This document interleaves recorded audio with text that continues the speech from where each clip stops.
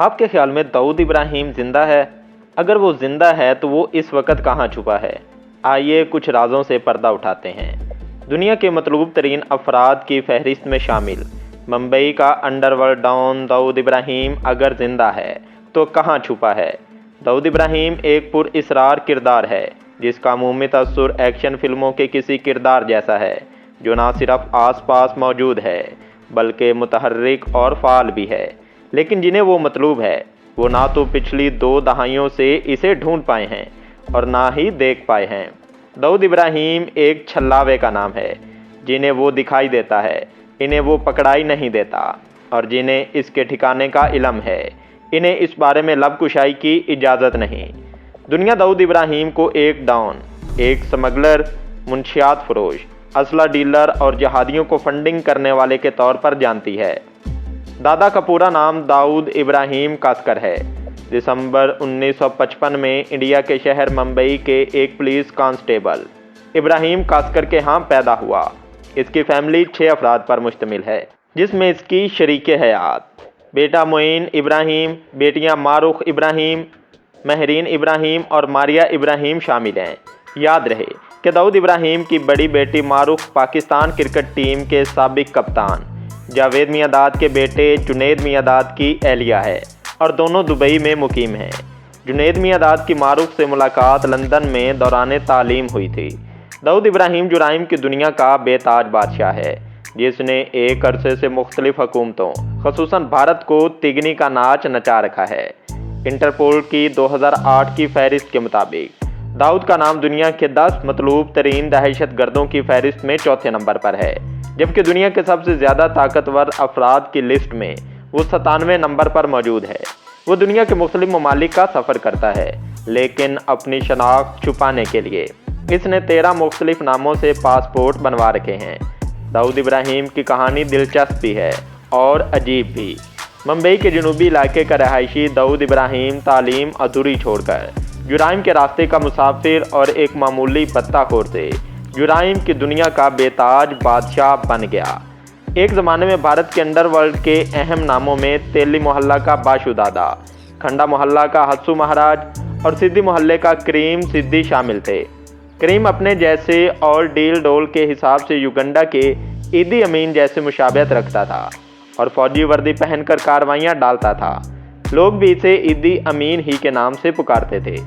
جب تک کریم سدھی زندہ رہا اس کو اس کے علاقے پر مارنے کی جرت نہ ہوئی۔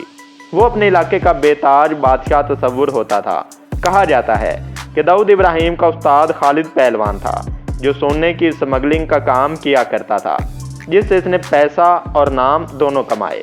لیکن چونکہ سونے کی نسبت ہیروں کی سمگلنگ آسان تھی، کیونکہ سونے کی ہوائی اڈوں پر سخت چیکنگ ہوتی تھی، جبکہ لاکھوں روپے مالیت کے ہیرے محض جیبوں، انڈر ویئر، زیادہ تر دوسرے ساز و سامان میں چھپا کر لائے جا سکتے تھے، سو اس کی توجہ ہیروں کی سمگلنگ پر زیادہ رہی۔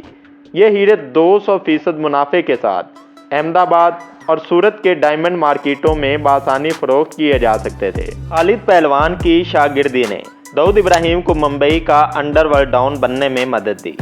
اسی دور میں انڈر ورلڈ گینگسٹر امیر زادہ پٹھان سے اس کا رابطہ ہوا اور اس نے جرائم کا راستہ اختیار کیا۔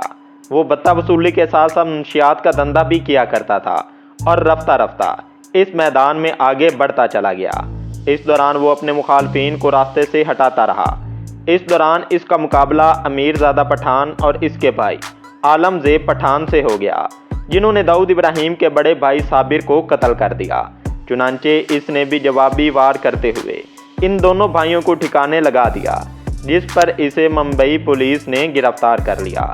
تاہم ضمانت پر رہائی پا کر وہ دبئی فرار ہو گیا، جہاں اس نے سونے کی سمگلنگ شروع کر دی اور اس کے ساتھ بالی ووڈ کی فلمی صنعت میں بھی سرمایہ کاری کرنے لگا۔ اس نے کئی بالی ووڈ فلمیں بھی بنائیں اور اس شعبے میں بھی اثر و رسوخ حاصل کر لیا۔ 1980 اور 1990 کے عشرے کے دوران وہ انڈر ورلڈ کا سرغنہ بن گیا اور اربوں ڈالر کے اثاثوں کا مالک بھی بن گیا۔ داؤد ابراہیم کا نام پوری دنیا میں اس وقت گونجا جب 1993 میں بمبئی میں بم دھماکے ہوئے، جس کے نتیجے میں 260 کے قریب لوگ لقمۂ اجل بنے اور 700 کے قریب زخمی بھی ہوئے۔ اگرچہ ان دھماکوں کے موقع پر وہ دبئی میں تھا، लेकिन एजेंसियों ने इस पर और इसके भाई अनीस इब्राहिम पर इन धमाकों की मंसूबाबंदी करने और इसका इल्ज़ाम इन पर आयद कर दिया और इसे मफरूर करार दे दिया। इंडियन पुलिस की तरफ से ये भी कहा गया कि बम्बई बम धमाके, बाबरी मस्जिद मिस्मार करने और 1992 में गुजरात में होने वाले मुस्लिम कुछ फसादात के जवाब में कराए गए हैं, जिनमें सैकड़ों मुसलमान शहीद हुए थे। इन फसादात का इल्ज़ाम हिंदू इंतहा पसंद तंजीम शिवसेना पर आयद हुआ था।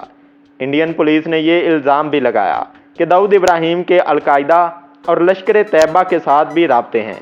इस मौके पर भारत की जानिब से ये प्रोपेगेंडा शुरू कर दिया गया कि दाऊद इब्राहिम को पाकिस्तानी इदारों ने कराची में पनाह दे दी है और पाकिस्तान से इसकी वापसी का मुतालबा भी दाग दिया गया। ताहम पाकिस्तान की वजारत खारजा ने इसकी यकसर तरदीद करते हुए इसे महज इल्ज़ाम करार दे दिया और वाज़े किया कि दाऊद इब्राहिम पाकिस्तान में हरगिज़ नहीं है। अमेरिका ने दाऊद इब्राहिम के खिलाफ मनी लॉन्ड्रिंग के केस में इसे मुल्ज़िम करार दे दिया और इल्ज़ाम लगाया कि इसका आलमी दहशतगर्द तंजीम अलकायदा के साथ गहरा ताल्लुक है और इसे अमेरिकी अदालत और FBI की तहकीकात रिपोर्ट की रोशनी में दहशतगर्द करार दे दिया और इसके दुनिया भर में असासों को मुंजमद कर दिया। अमेरिका ने दाऊद इब्राहिम की डी कंपनी के बारे में इल्ज़ाम लगाया कि ये सियासतदानों को कत्ल करने, क्रिकेट मैच फिक्स करने, मैंड्रिक्स की स्मगलिंग समेत बहुत से जुराइम में मुलव्विस है। अमेरिका ने मज़ीद इल्ज़ाम लगाया कि दाऊद इब्राहिम के उसामा बिन लादेन के साथ भी ताल्लुकात हैं। अमेरिकी एजेंसियों के मुताबिक दाऊद इब्राहिम ने 1990 में अफ़गानिस्तान का दौरा किया था और तालिबान रहनुमाओं से मुलाकातें की थीं। मज़ीद बरा दाऊद इब्राहिम अमेरिकी सहाफ़ी डैनियल पर्ल के कत्ल में अमेरिका को मतलूब है, क्योंकि अमेरिकी एजेंसियों के मुताबिक दाऊद इब्राहिम का करीबी साथी कराची का मारूफ ताजिर मसूद मेमन कल अदम रशीद ट्रस्ट की माली इयानत किया करता था और ये मसूद मेमन वही था जो डैनियल पर्ल को धोखे के साथ एक फ्लैट पर ले गया जहां पर इसका सर कलम कर दिया गया। इसके बाद मसूद मेमन मंजर से गायब हो गया और बाद में कराची के एक अस्पताल में इंतकाल कर गया। 2008 में मुंबई में होने वाले हमलों में भी दाऊद इब्राहिम को मुलव्विस किया जाता है और भारत की तरफ से ये इल्ज़ाम लगाया जाता है कि हमला करने वाले दहशतगर्दों की फंडिंग में दाऊद इब्राहिम शामिल था। ये भी कहा जाता है कि भारत, पाकिस्तान, बांग्लादेश, दुबई, श्रीलंका में बाअसर तरीन हुकूमती शख्सियात दाऊद इब्राहिम के करीबी दोस्तों में शामिल हैं। भारतीय खुफिया एजेंसी का दावा है कि दाऊद इब्राहिम को कराची और दुबई में रिहाइश गाहें हैं। चंद माह कबल इसकी मौत की खबरें मीडिया पर आईं तो इसके साथी छोटा शकील ने इनकी तरदीद करते हुए कहा कि ये महज अफवाहें हैं और दाऊद भाई जिंदा हैं। ताज़ा तरीन रिपोर्ट्स के मुताबिक दाऊद इब्राहिम इन दिनों सख्त बीमार है और डॉक्टरों की निगहदाश्त में है। इसे दोबारा हार्ट अटैक भी हो चुका है और अब वो चाहता है कि ज़िंदगी की आखिरी सांस वो अपनी जन्मभूमि हिंदुस्तान में ले और अपने आबाई इलाके में इसकी तदफीन की जाए। दूसरी तरफ मोदी हुकूमत का दावा है कि दाऊद इब्राहिम बहुत जल्द गिरफ्तार कर लिया जाएगा। इंडिया ने इसके सर की कीमत $25 मिलियन मुकर्रर कर रखी है, लेकिन इन तमाम तर दावों, जदीद टेक्नोलॉजी और मवासलाती वसाइल होने के बावजूद दाऊद इब्राहिम को पकड़ना तो दरकिनार, इसकी मौजूदगी तक का सुराग नहीं लगाया जा सका। इस वक्त वो कहाँ है? यही वो मुअम्मा है जिसे भारत, अमेरिका और बरतानिया की हुकूमतें और एजेंसियां अभी ताहाल हल नहीं कर सकीं। वो कहते हैं ना, डॉन को पकड़ना मुश्किल ही नहीं, नामुमकिन है। नाज़रीन मोहतरम, ये थी आज की वीडियो। उम्मीद करते हैं आज की वीडियो आपको पसंद आई होगी।